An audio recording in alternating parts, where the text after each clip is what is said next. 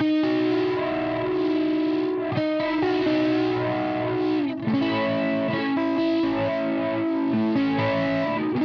guys, this is Tor from TC. We're here at the TC headquarters and we have a really cool visitor today.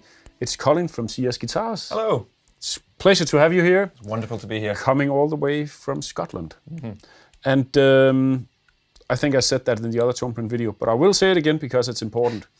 If you guys haven't checked out Colin's YouTube channel, CSGuitars, you really have to do it. It's a great place for all sorts of guitar knowledge, both, you know, the very nerdy kind and the slightly less nerdy kind.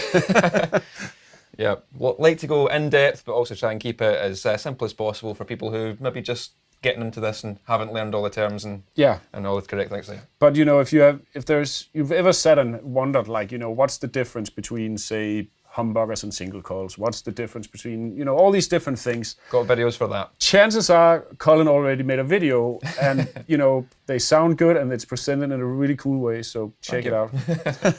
So with that out of the way, we're here to do some TonePrints as well. Yes. And we've already done one from the Hall of Fame and now we have a flanger here. Yes. Do you use flangers? I use Flanger all the time. Oh, really? It's on my main board. I've got, it's like the only modulation effect that I use. So it's, and I've got, it's an Ibanez FL9. Yeah. It's one of the old 80s ones that I've got at the minute. So I'm trying to find something that's, something that this can do that it probably can't, but within the same sort of vibe. Yeah, and the Ibanez one, I seem to remember, can do this really crazy, like jet, basically like a jet airplane taking off. If you crank some knobs on that, it'll do crazy. Some wishy nosies.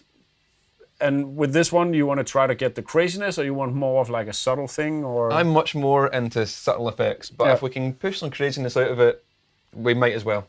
Let's see what happens. Fun. Okay, so there are two different kinds of flanger modes in the pedal. Yep. There's a regular flanger, and there's a through zero flanger. Right. What's that?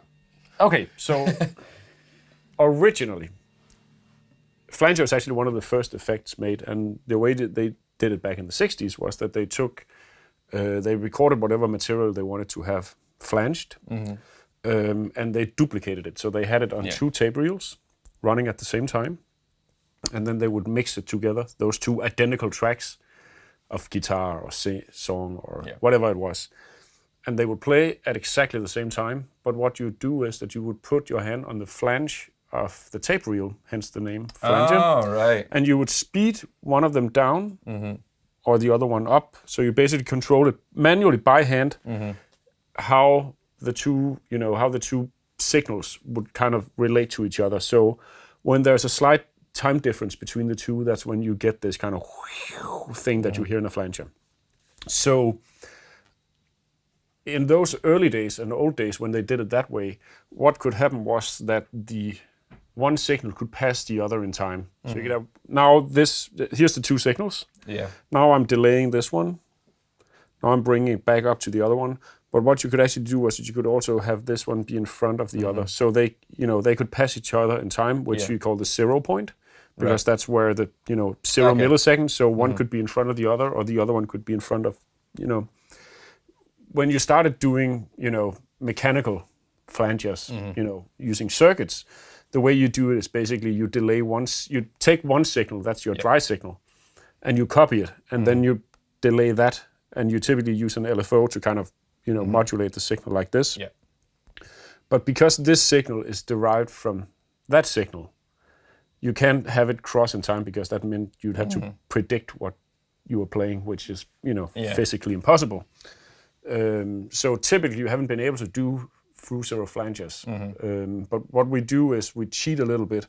So we basically, we take, when you choose the, this gets a little nerdy. Right, good.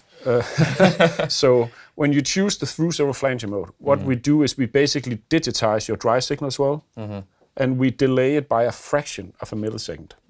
Just enough so that we can actually get the wet signal so that it goes right up to the point where they're at exactly the same time. So you can't have it, it's not like you can have it be like 20 milliseconds in front, because then you'd have to predict what you played.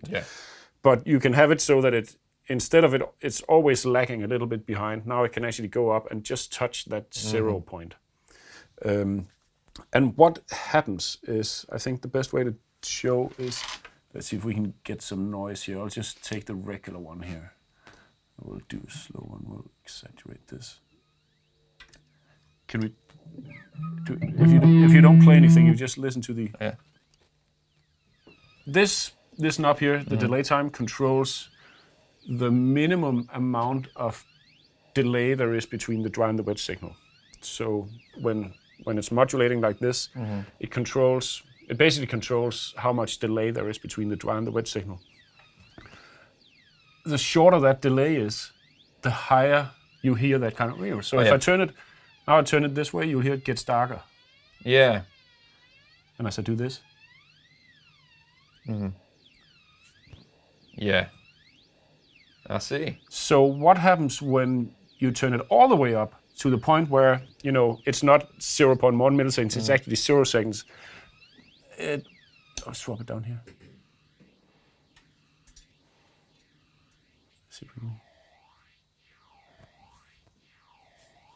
The signal actually disappears for a little bit. So if you try playing now. Oh, yeah, fades in.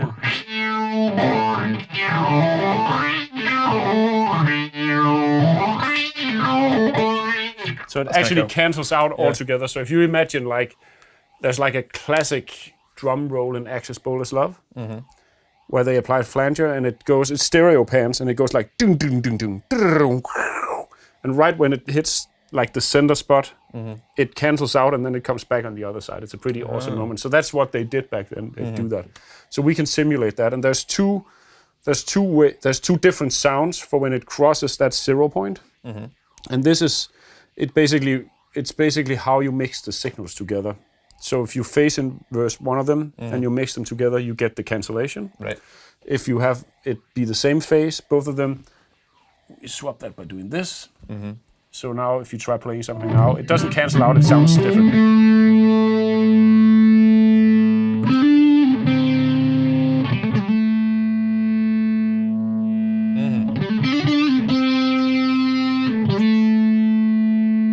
So it's a little bit of a different sound. So it's basically a way of, and obviously the slower you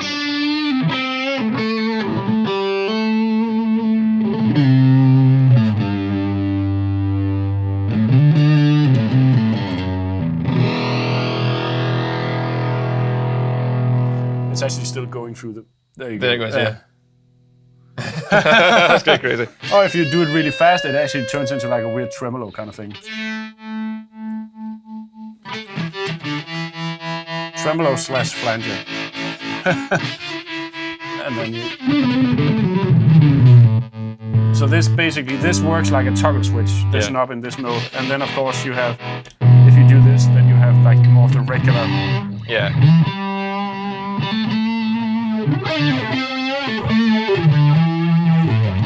So I guess the first big question and decision is whether you want to go for the psychedelic 60s style flanger or more modern, which modern means 70s and up, I guess. That's a big choice. I think I'll go for the more modern one. Cool. Yeah, as much as I like the other one. I think I like the sound, but it's a little bit more limited in its use, because you don't get that kind of liquidy kind of sound that you can get from a flanger as well. Cool. Okay, we'll do that. So I think a place to start would be just kind of dialing in the basic speed and depth on the pedal itself, to give you kind of... And the way it's done right now, just so you get it on the feedback knob, which I'm sure you're familiar with. It's got 0 points, negative and positive. Exactly. Right? Yeah. Okay. Yes. So right now there's close to no. So then when you dial it this way, you get. Oh wow.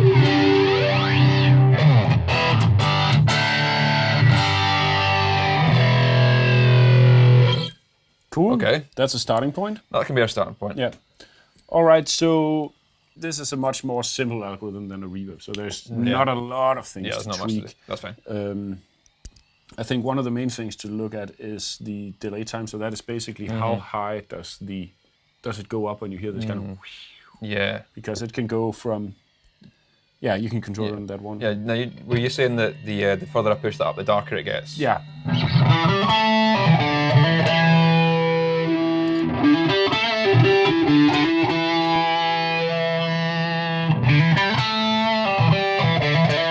Right, I see.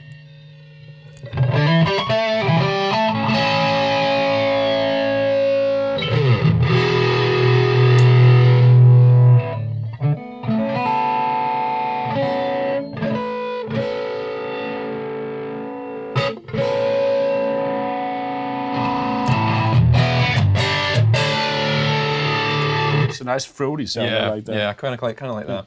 Play something now.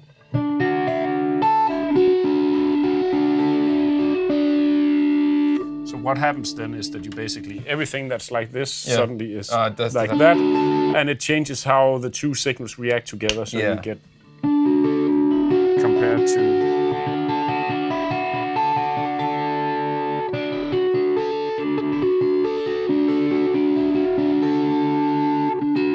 Quite like the, is it off? Yeah.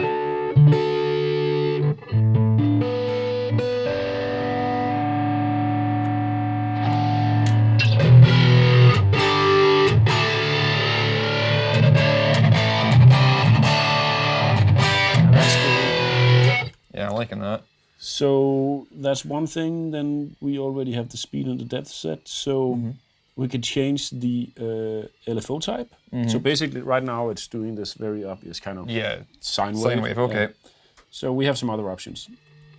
So here's another. It's basically a variation of that.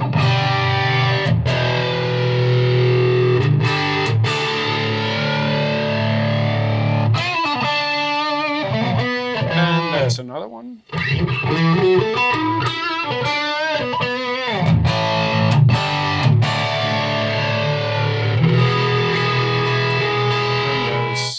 A triangle.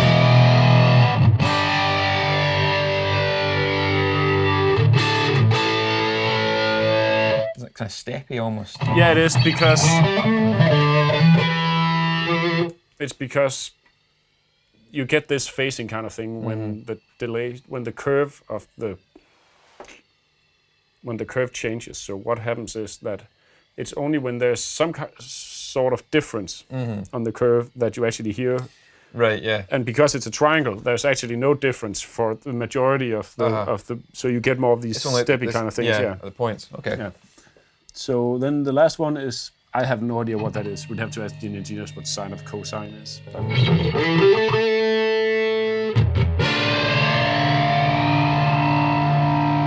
And it does this sort of. That's interesting. Yeah.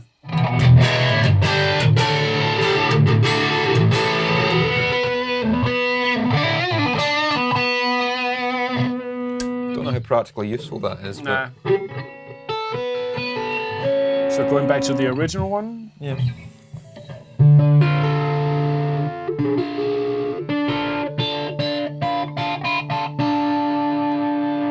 And then comparing it to, here's the last one. It goes a little bit further out into like. So the question is which one you prefer? What was the sine 2 like again? I think that was just.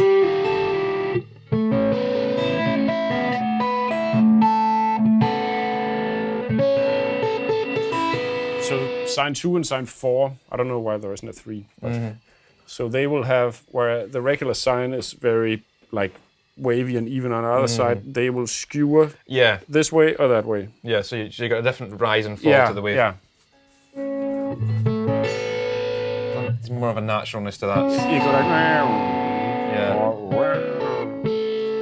I like that.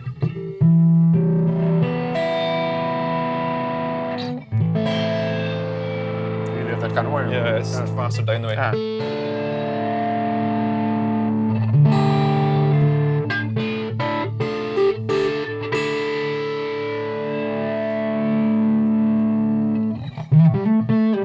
You want to hear forest comparison?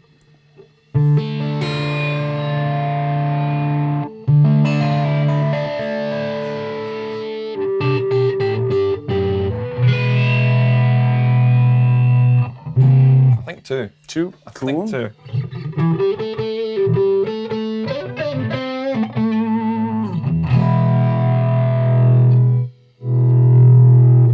That's nice. Yeah. All right, so you have the feedback already. There's two high cuts. There's one high cut that's just for the entire affected signal. So I'll just turn it down so you can hear the difference.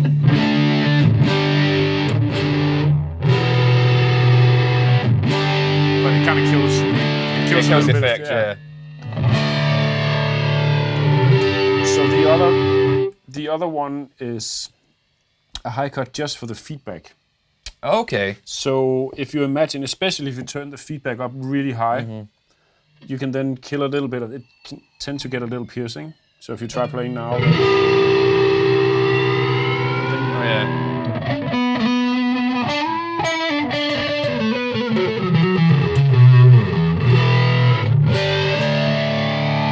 compared to.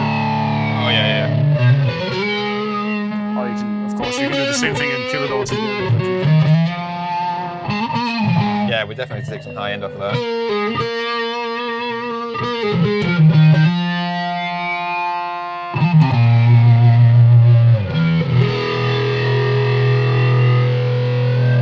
Do one more off? A bit more, yeah.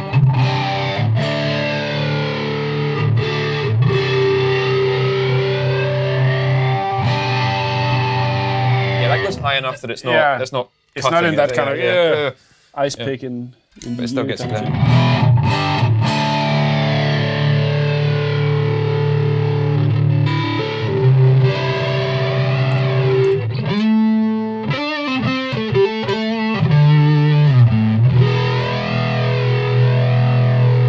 Yeah, and the last parameter is basically just a mix. And typically, what you do in a flanger is you have 50-50. Right. You can make the effect less pronounced if you turn it down. That's so interesting. Yeah. Or obviously all the way off. So now it's just a dry signal, and then.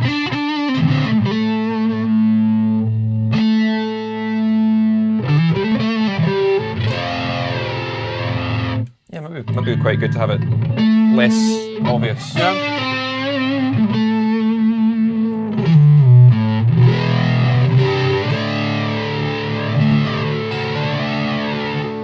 So here's 50%, just so you can hear that. Okay.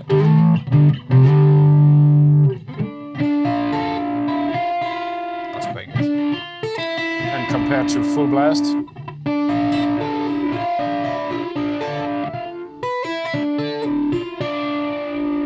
Yeah, I feel like just a bit too much on it at that. Yeah. So you also try like 75%. You can also do something else if you want to. I can just really quickly, we can set the delay time where it is right now, and I can remap the mix knob to that one, so you can find the spot yourself where you like it. Ah, okay. Okay, so now it should control the mix.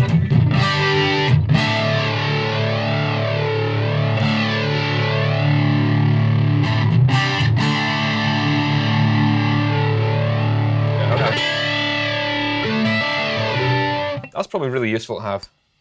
Yeah, of course, you lose the ability to change. You know, there's always a compromise in the sense that if you do it that way, then you lose the ability to control the delay time. But if you know, would I want to use the delay time as well? Is that something I'd want? Yeah, I feel that I'd probably use the delay time more than I'd use the feedback. The feedback? Yeah. We can maybe lose the feedback if we set that. Yeah, set that where you like it, and then just leave that. Okay, so let's try that. So you just basically leave the feedback where it is. Okay. Find a spot for it. I'll find a spot for it. Yeah.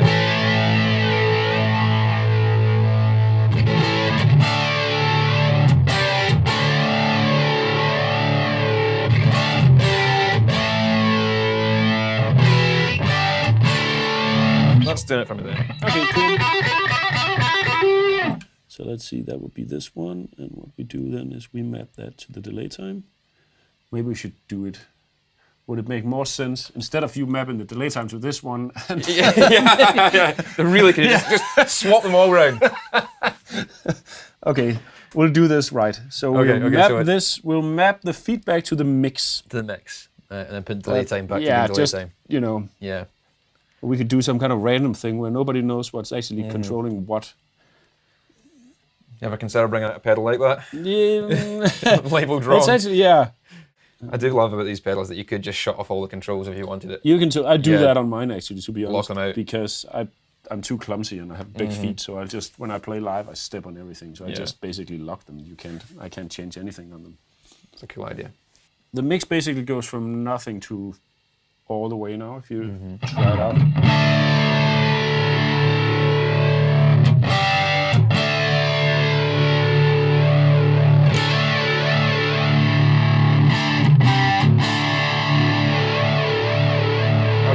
Yeah.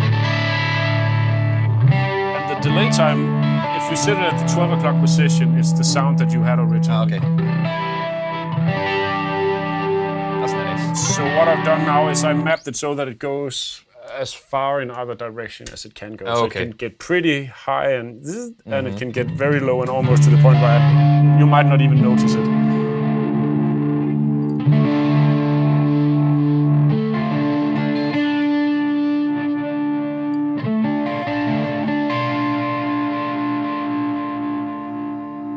We can narrow that down if you want to limit the range of it. Okay, I think that range is pretty good. Because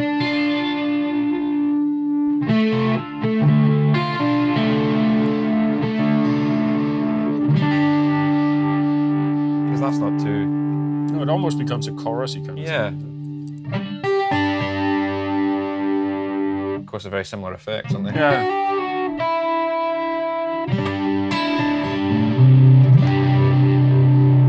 That's cool. Yeah.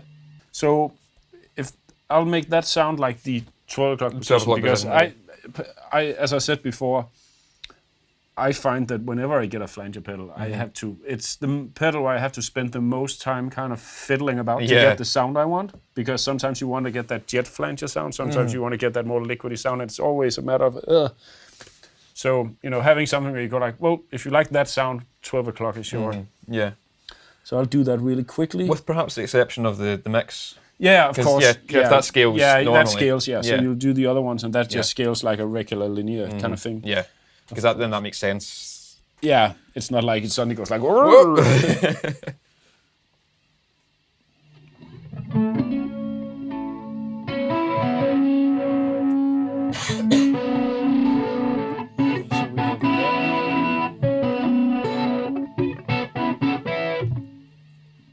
Okay, so that would mean that if you do this, you should get the sound. Yeah. Then you can control on the mix how much of it you want.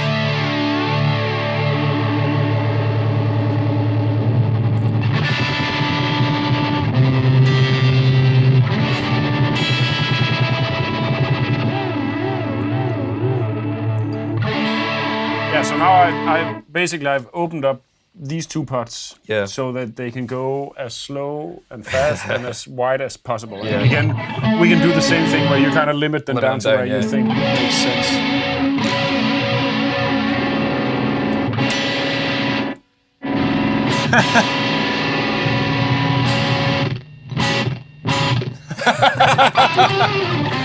Yeah. That's my new sound. That's always on. You started with saying that you kind of like your effects subtle. I seem to remember that, right? Yeah, I do. But I love the idea that you can just turn them. Yeah.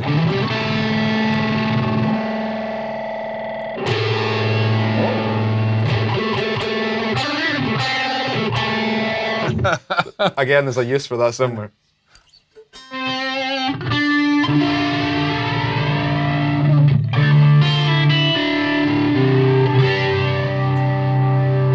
That's cool. Yeah, that's more how I'd use it. Yeah.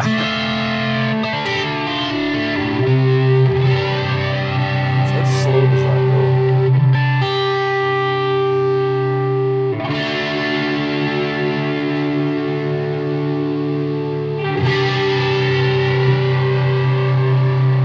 Sounds like it's barely moving at all. Yeah. If you just make it a linear curve like this, the problem is that way too much of the range is it's just craziness, and that means that it's very tricky to find like that sweet spot where you go. Now it's even like the minuscule movement of the knob will go from like to like yeah. So So that's what I've done now, but again, if you want it to be slower... that makes complete sense.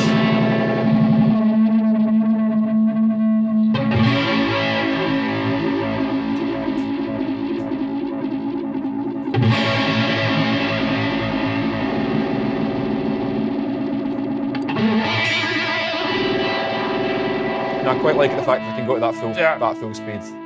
There's some use for that, I'm sure. I'll make a use for that. And depth-wise, quite extreme. I feel lunch is coming up again. It's like yeah. So if you're happy, then I guess we have a tone print. I think I'm happy. Which means that it's time for another name. Another Scottish-inspired one. Yes, you have to help me again here. L. L? A-L. A-L? D-I-E, I believe it is. Laldie. Yeah. And that means? To give it everything. Gate Laldie. Oh, really? That's cool. Yeah. So if you're giving it your absolute all, Gate Laldie. So I like that. Laldie to do. That's when the settings are all maxed out. I need to brush up on my Scottish slang. I'll send you the tea towel. Yeah, that'd be cool.